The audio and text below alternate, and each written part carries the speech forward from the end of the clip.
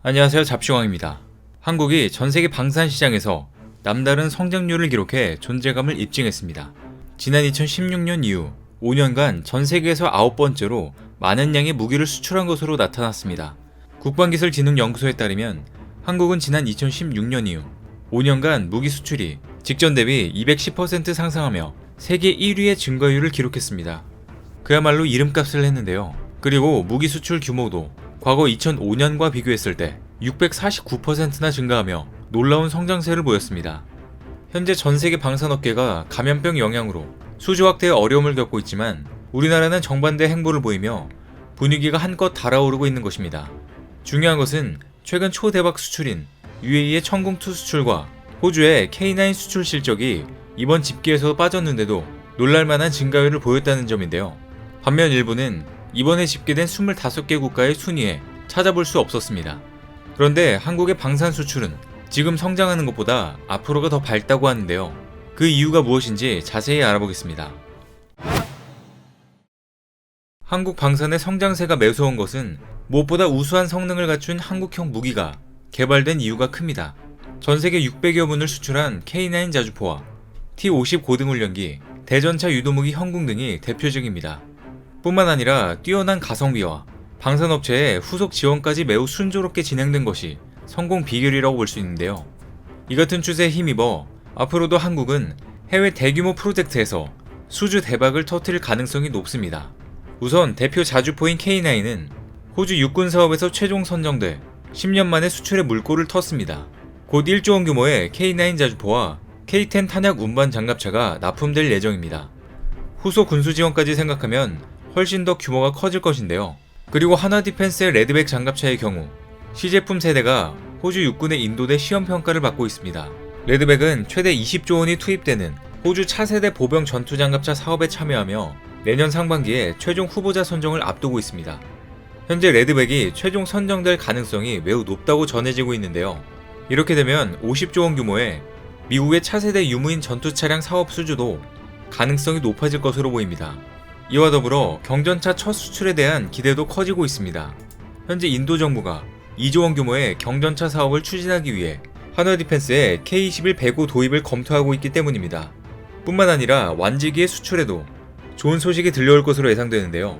카이의 T50의 경우 태국, 인도네시아, 필리핀, 이라크 등 연이은 수출 소식을 전해오며 조만간 누적 수출량 100대를 돌파할 것으로 보입니다.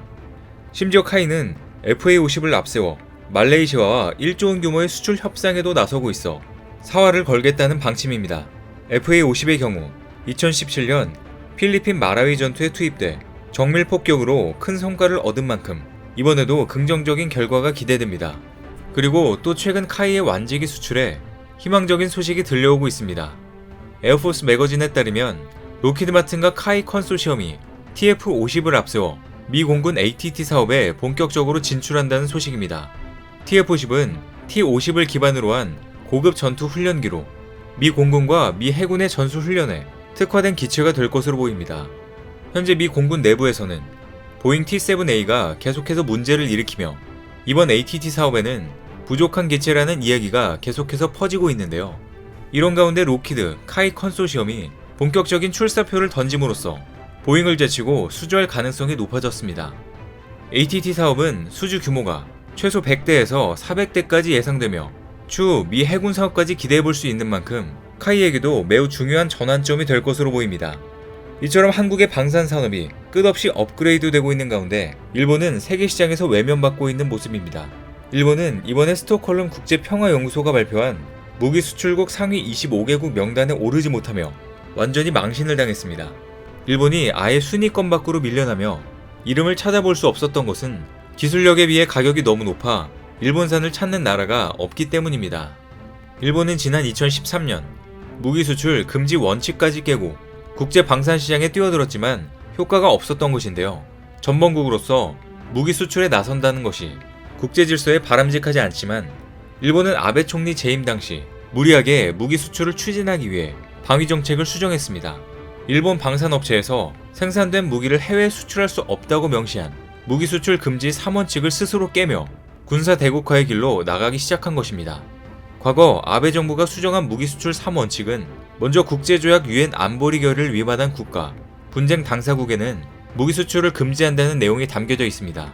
그리고 평화공원, 국제협력과 일본 안보에 기여할 경우 무기 수출을 허용한다는 것과 목적의 사용과 제3국 이전은 일본 정부의 사전 동의가 필요하다는 원칙이 명시되어 있습니다. 그런데 이 가운데 가장 논란이 되는 대목은 무기 수출은 평화공원과 일본 안보에 이익이 되는 경우에 한한다는 조항인데요. 일본의 안전에 이익이 된다는 표현이 지나치게 모호해 비판이 나왔었습니다.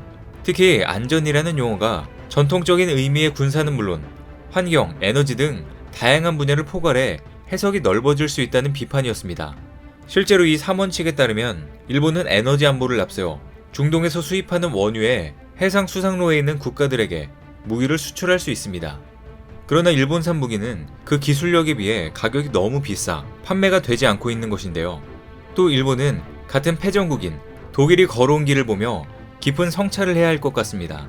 독일도 패전 이후 전쟁을 국가 정책 수단으로 폐지한다는 헌법을 제정하고 군사력 강화를 자제해왔습니다. 그런데 1950년대에 나토에 가입한 후 군사력을 강화하고 걸프전, 이라크 아프간 전쟁 등 병력을 파견하며 국제 안보 활동을 확대했는데요. 하지만 주변국들은 독일의 군사활동 확대에 우려하지 않았습니다. 역사 문제를 철저하게 반성하고 신뢰를 구축하려는 노력을 했기 때문입니다.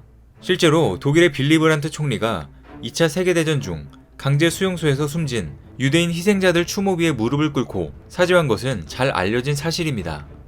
이런 상징적인 조치와 함께 독일은 전쟁 피해자들에 대한 실제적인 보상을 시행하고 있습니다. 1952년 이스라엘과 조약을 체결한 이후 유대인 피해자와 유족들에게 700억 유로, 약 97조 원에 달하는 보상금을 지불했고 이후 국가들과 신뢰 구축에도 노력을 기울였습니다. 그리고 지금 현재까지도 독일은 총리가 나서서 매년 사죄를 해오며 전쟁에 대한 반성을 하고 있습니다.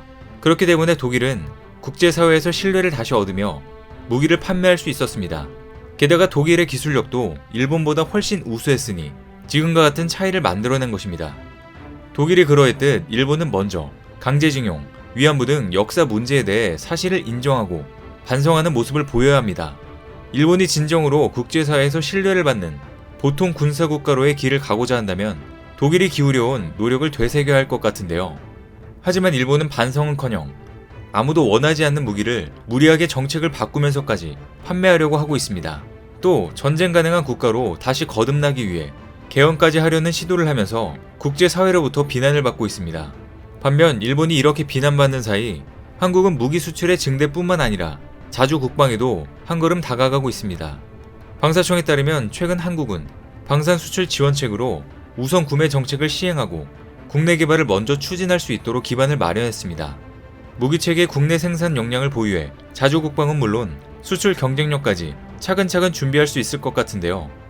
그렇다면 최근 한국의 방산 수출에 청신호가 켜진 숨겨진 비결은 무엇일까요? 우선 방산 수출은 업체 단독의 노력으로만은 어렵고 방사청을 비롯해 군 당국과 국회가 유기적으로 협력해야 성공할 수 있습니다.